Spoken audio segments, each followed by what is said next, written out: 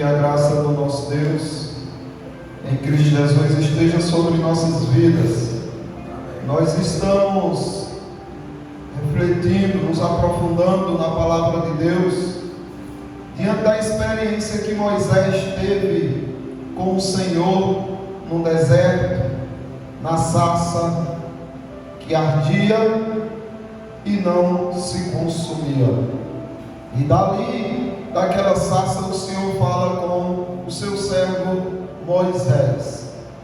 Então nós estamos no versículo 4 e vamos ver o que diz essa parte, né? Onde fala o seguinte: vendo o Senhor que ele se voltava para ver, Deus, do meio da sarça, o chamou e disse: Moisés, Moisés. Ele respondeu: eis-me aqui.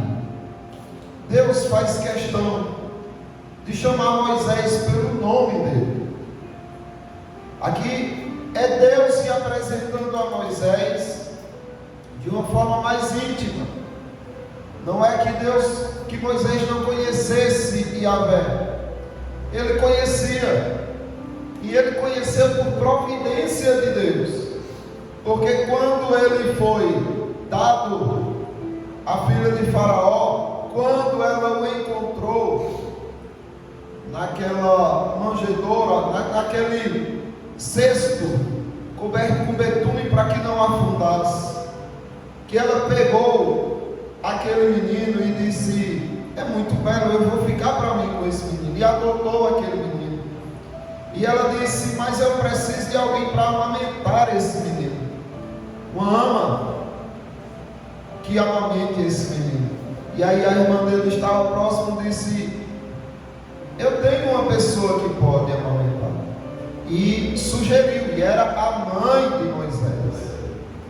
E é óbvio que à medida que ela criava o menino, e educava o menino, e amamentava o menino, ela instruía o menino a respeito do Deus de Israel. E ela foi instruindo. É por isso que certa vez Moisés se incomodou e disse: não, eu vou ver como estão passando os meus irmãos. Como assim? E ele não sabia que era filho da filha do Faraó? Como é que agora ele pensa no povo de Israel como sendo seus irmãos? Porque a mãe dele o instruía. A mãe dele ensinava a palavra de Deus para ele. E ele disse: é com esse povo que eu estou me identificando. Eu vou ver como eles estão passando. E daí começou tudo. Ele vai, defende um egípcio, defende um judeu das mãos de um egípcio. E aí acaba matando esse egípcio que agrediu o hebreu. Daí ele esconde o corpo. Agora tudo isso dentro daquilo que ele conhecia de Deus. Eu não vou deixar que o povo de Deus sofra. Daí a pouco ele vê dois hebreus brigando. E agora ele não vai agredir. Ele não vai atacar. Mas ele vai tentar harmonizar aqueles dois. E quando ele diz: por que agredes o teu irmão? O outro diz: tu quer me matar como tu matou o egípcio? Ele treme e foge, porque já tinha sido descoberto o que ele tinha feito. Mas esse pouco de conhecimento que Moisés recebeu de Deus mudou a história da vida dele. Daí ele foge para o deserto. E no deserto ele tem esse encontro com Deus. É como se Deus estivesse dizendo: olha, agora você me conheceu de ouvir, não foi? Mudou muito na sua vida. Agora você vai me conhecer intimamente, de me ver. E foi o que Deus fez. Apareceu para Moisés na sarça. E o Senhor Deus, no meio da sarça, chama Moisés pelo nome. O Deus de Israel chama ele pelo nome. E Moisés responde: eis-me aqui. É um conhecimento íntimo, meus irmãos. Observe o que diz Êxodo 33, 17. Disse o Senhor a Moisés: farei também isto que dissestes, porque achastes graça aos meus olhos, e eu te conheço pelo teu nome. Isso parece um pouco irrisório, porque você precisa conhecer a profundidade do tratar de Deus com as pessoas. Você talvez olhe para isso, e daí? Eu conheço tantas pessoas pelo nome, tantas pessoas me conhecem pelo nome, e a gente nem próximo é. O que é que Deus está dizendo aqui? Eu te conheço pelo teu nome. O sogro de Moisés também já não conhecia. Tantas pessoas conheciam ele pelo nome. Mas quando Deus diz isso, Ele está dizendo que conhece Moisés de uma forma profunda e íntima, de uma forma eletiva, de uma forma que escolheu ele para si, como se Deus estivesse dizendo assim: olha, você é meu, eu te conheço de tal forma que eu transformei o teu ser. É como se Deus estivesse dizendo: Moisés, ninguém te conhece como eu te conheço, nem você mesmo se conhece como eu te conheço. Deus, ele vai no profundo da alma do homem, e ele conhece coisas que estão ocultas ao próprio homem. Observe, aqui você vê como que Deus mostrando a Moisés que isso, pelo fato de Deus dizer eu te conheço pelo nome, é como se Deus falasse: você tem o meu compromisso contigo, eu tenho um compromisso genuíno com você. Como diz Isaías 43, versículo 1: mas agora, assim diz o Senhor, que te criou, ó Jacó, que te formou, ó Israel, não temas, porque eu te remi, chamei-te pelo teu nome, tu és meu. É a expressão de Deus de dizer: você é meu, eu te remi, eu te salvei, eu te escolhi, você pertence a mim. Quando Deus diz: eu te conheço, eu te chamo pelo teu nome. É totalmente diferente dessa cultura que nós temos. Agora veja só, o desconhecimento da preterição no conhecimento. Deus, à medida que Deus conhece alguns, Ele desconhece outros. Mas você não pode dizer: então tem coisas que Deus nem conhece, que nem sabe, porque Ele diz: olha, eu nunca te conheci. Como assim? Então quer dizer que Deus não tem pessoas que Ele não conhece? Não é isso. É a mesma noção do conhecimento de Deus, aquele conhecimento de compromisso, aquele conhecimento eletivo, que elege, que salva, envolvente, e ao contrário também, quando se torna no sentido de preterição, no sentido de rejeição. Observe o que ele diz no Evangelho segundo Lucas, capítulo 13, do 25 ao 27. Quando o dono da casa se tiver levantado e fechado a porta, e vós do lado de fora começardes a bater, dizendo: Senhor, abre-nos a porta, Ele vos responderá: não sei de onde sois. E Deus não sabe? É lógico que sabe, mas é um conhecimento que trata de um compromisso.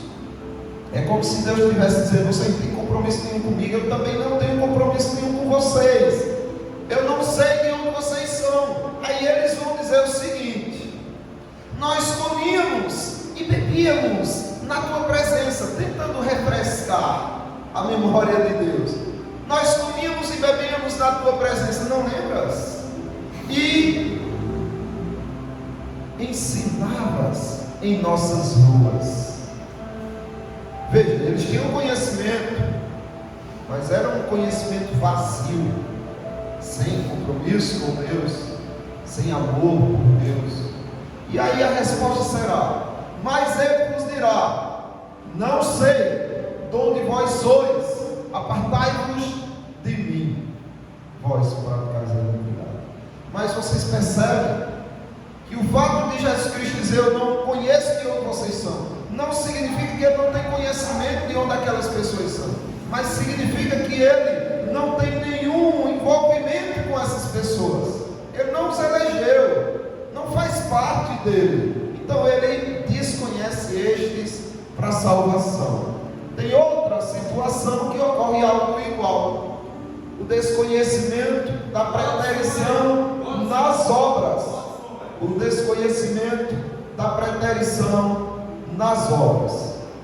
Muitos naquele dia hão de dizer: Senhor, Senhor, em teu nome nós profetizamos, e em teu nome expelimos demônios, e em teu nome nós não fizemos tantos milagres. Então lhes direi explicitamente, sem arrudeios, diretamente, claramente: nunca vos conheci, apartai-vos de mim. O Senhor conhece todas as coisas, mas nesse sentido aí, Ele está dizendo que não tem envolvimento nenhum com essas pessoas. Essas pessoas não têm união nenhuma com Ele. Esse desconhecer ou esse conhecer trata dessa união mística, dessa união profunda e verdadeira que o homem não consegue compreender. É esse conhecimento que Deus está dizendo a Moisés, o conhecimento eletivo. É basicamente o que você vê Jesus dizendo no Evangelho segundo João, capítulo 10, 27 e 28. As minhas ovelhas ouvem a minha voz.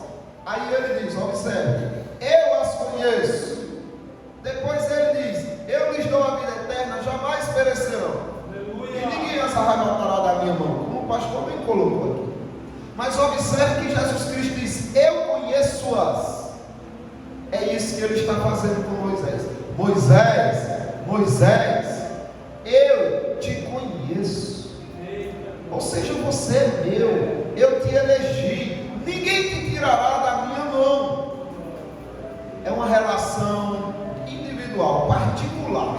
É lógico, ele escolheu um povo, mas ele sabe que esse povo é constituído individualmente de cada um de vocês. Então ele trata tanto coletivamente com o seu povo, como particularmente com você. Ele chama pelo nome as suas próprias ovelhas. Então ele não deu um nome a todas as ovelhas simplesmente, mas ele deu um nome a cada uma de suas ovelhas.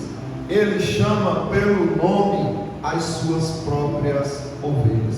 É o que ele fez com Moisés. Moisés.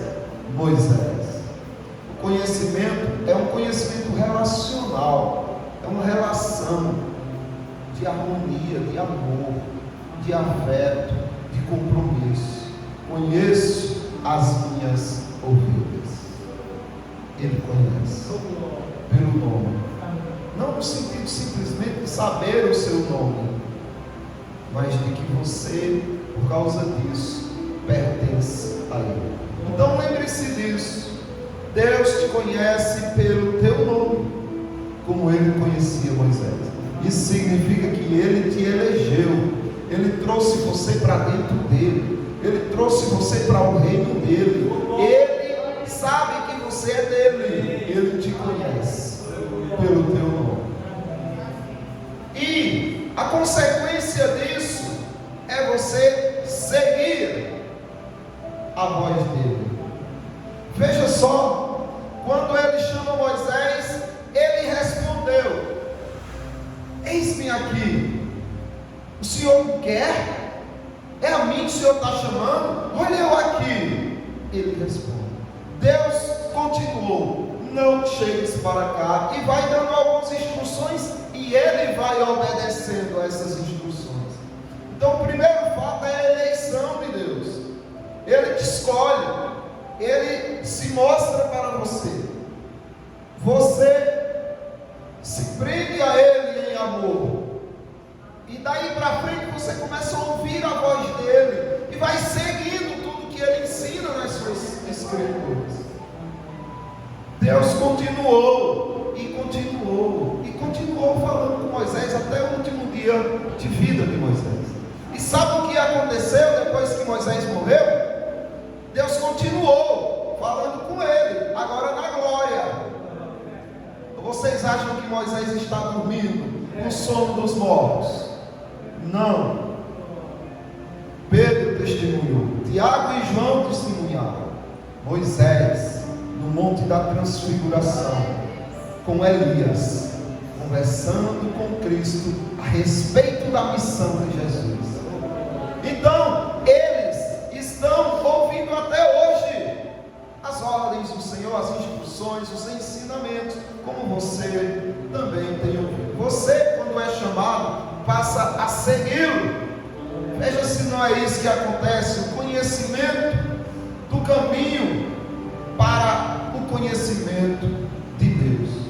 Para você conhecer ao Senhor, Deus que te conhece, para você o conhecer, você precisa conhecer o caminho dele, a palavra dele.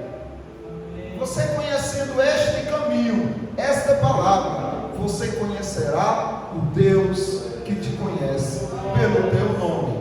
Observe se não é isso. Moisés, agora que conhece o Senhor, quer mais dele. Êxodo 33, do 13 e 14. Agora, pois, se achei graça aos teus olhos, rogo-te que me faças saber. Rogo-te que me faças saber neste momento o teu caminho. Porque ele queria saber o caminho do Senhor, para que eu te conheça e ache graça aos teus olhos. Percebe? Quando você é conhecido por Deus, você o quer. Você quer conhecer mais dele. Então você corre e diz: Senhor, eu quero saber dos teus caminhos, porque sabendo dos teus caminhos, eu encontrarei contigo, eu conhecerei de ti. E é isso que o cristão faz depois que é conhecido por Deus. O conhecimento relacional agora do crente com Deus. Você viu o conhecimento relacional de Deus com o crente Moisés. Agora você passa a entender como é o conhecimento relacional do crente com esse Deus. Do 33, do 15 ao 17 diz: então lhe disse Moisés: se a tua presença não vai comigo, não me faças subir deste lugar. Deixa eu morrer aqui, seco, apodrecer aqui. Mas se o Senhor não vai comigo, por favor, não me tire daqui não me faça subir desse lugar. Porque Moisés sabia que a única coisa que importava e significava para ele na vida era a relação dele com esse Deus. E ele continua e diz: pois como se há de saber se achamos graça aos teus olhos, eu e o teu povo? Não é porventura de andares conosco de maneira que somos separados, eu e o teu povo? Não é isso que mostra que o Senhor está conosco, o fato do Senhor ter nos separado? Então não nos tire daqui se o Senhor não vir conosco, porque nós só saímos daqui se o Senhor for conosco. Não faça isso, não permita que a gente saia, dê um passo sequer, sem estarmos relacionados contigo. E é isso que Jesus Cristo diz. Jesus Cristo não só disse: eu conheço as minhas ovelhas, mas ele continua e diz assim: e elas me conhecem a mim. Que relação, meus irmãos, que relação tão maravilhosa. Agora você observa, é necessário que haja essa ortodoxia, esse conhecimento genuíno, esse conhecimento puro, perfeito. Mas não é só ortodoxia, não é só conhecimento verdadeiro que você precisa. Você também precisa do conhecimento da ortopraxia, que é o conhecimento que você pratica aquilo que você aprende. Olha só, elas ouviram a minha voz. As ovelhas vão ouvir a mensagem, a voz do Senhor. Elas vão ouvir. é garantia do Senhor, faz parte da relação, do conhecimento que você precisa ter dele. Agora é preciso também que haja a ortopraxia, a prática verdadeira desse conhecimento verdadeiro. As minhas ovelhas ouvem a minha voz, a minha doutrina, o meu ensinamento, eu as conheço e elas me seguem. Elas passam a ter uma relação verdadeira comigo. Elas não vão para lugar nenhum se não for atrás do bom pastor. É essa a relação. É a única opção que o crente vê é o Senhor. Não tem outra. Olha só, Jesus Cristo deu um sermão, foi duro o sermão. Jesus Cristo deixou bem claro para as pessoas que não eram elas que escolhiam Jesus, que elas não tinham poder nenhum de ir a Jesus, se não fosse o Pai que os levasse. E Jesus Cristo vai mostrando que Ele é que é o pão da vida. E as pessoas queriam pão material, e as pessoas queriam ver milagres, como um hino que foi cantado aqui, muito bonito. Eu não preciso de fenômenos para crer em Ti. Não, Senhor, só o Senhor já basta. É maravilhoso isso. E aí ele respondeu-lhe, veja só, Jesus Cristo vê uma multidão de discípulos indo embora. Duro foi esse discurso. O povo está indo embora, Senhor. E Jesus Cristo vê aquelas pessoas que já estavam abandonando, muitos dos discípulos. E aí ficam os 12. E Jesus Cristo pergunta para eles: e vocês estão fazendo o que aqui? Não querem aproveitar a deixa não? Não querem seguir com os que foram embora não? Não querem vós outros também retirados? Não tem opção para o que conhece, para o que é conhecido pelo Pai, por Deus, por Jesus e também que o conhece. Respondeu-lhe Simão Pedro: Senhor, para onde iremos? Não, peraí, só era seguir com os outros, quem sabe para onde aqueles foram?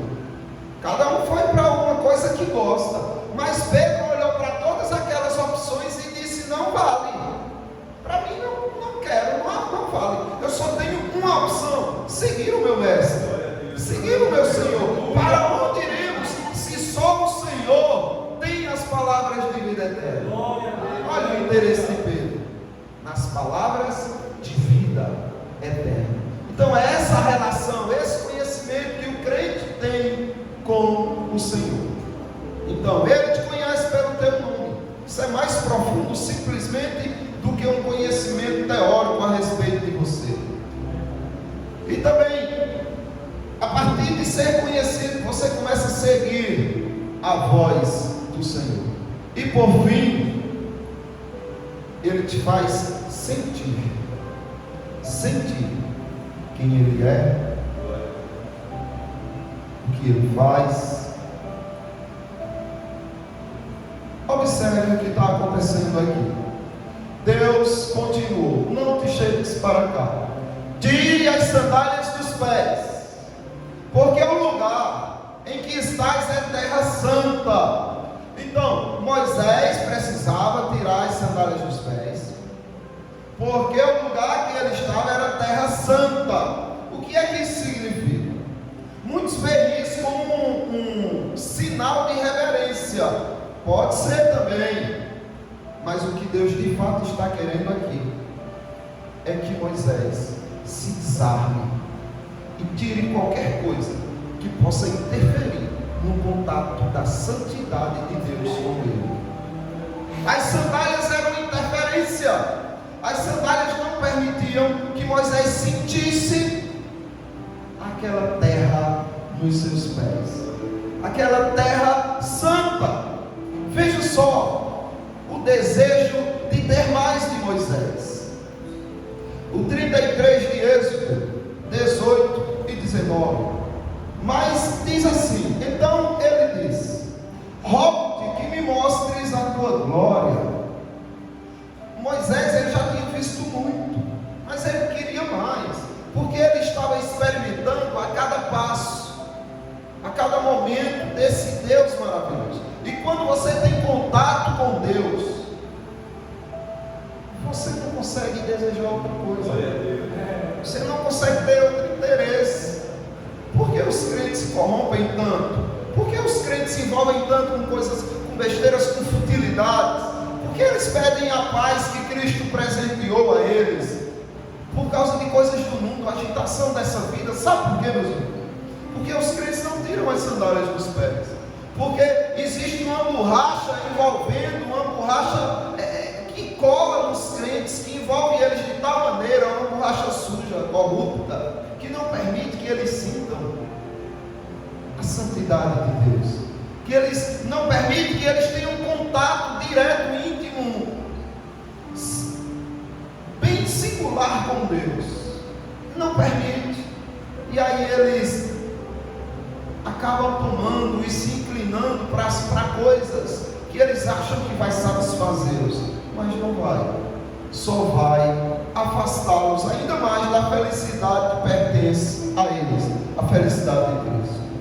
Então, tire as sandálias dos pés, por reverência, sim, também, mas especialmente para sentir aonde você está pisando, para que não haja nenhuma interferência entre você e o seu Deus, para que você esteja totalmente livre, direto em Cristo com o seu Deus, e que o mundo não seja essas sandálias, que as preocupações do dia a dia não sejam essas sandálias, e que tire tudo que possa interferir, que esteja entre você e a terra santa, para que você sinta quem é Deus. Observe o que Davi diz no Salmo 119, versículo 14: mas me regozijo com o caminho dos teus testemunhos, do que com todas as riquezas. Por que ele dizia isso? Porque ele disse: não vou deixar a riqueza interferir na minha relação com Deus, não. Tira essa sandália aqui e deixa eu sentir a terra santa. Quando ele sentiu, ele disse: o que é aquilo? Nunca mais. É o Senhor que eu quero. Mas ele teve isso por quê? Porque ele sabia que havia uma venda, que havia algo interferindo entre ele e o olhar que ele poderia ter para Deus. Por isso que ele dizia assim, olha, no Salmo 119, versículo 18: desvenda os meus olhos, tire as sandálias dos meus pés, Senhor, desvenda os meus olhos, porque eu quero experimentar, eu quero contemplar as maravilhas da tua lei. Depois que se experimenta o Senhor, nunca mais se tem interesse por outra coisa senão o nosso Deus. Veja só, ele diz ainda no Salmo 119, versículo 167: a minha alma tem observado os teus testemunhos, e eu os amo ardentemente. E no 96: tenho visto que toda perfeição tem seu limite. Há um limite para tudo, para qualquer perfeição, mas o teu mandamento é ilimitado. Não existe limite para a perfeição com Deus das Escrituras. Então ele está admirado por quê? Porque ele experimentou. Talvez você esteja em algum momento frio porque você não tem experimentado esse contato íntimo e direto com esse Deus. O amor ao Senhor, quando é experimentado, é incrível. Vejam só, aqui no Evangelho segundo João, capítulo 21, versículo 20.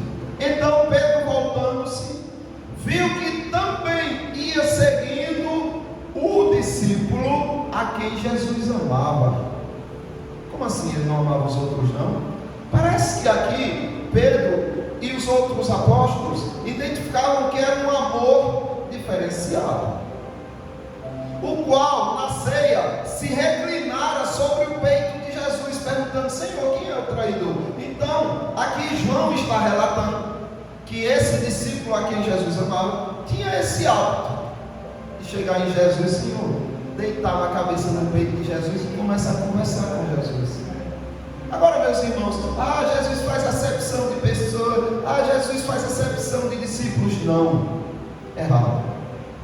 Ele ama aqueles discípulos que o amam. Provérbios 8:17: apresentando Jesus como uma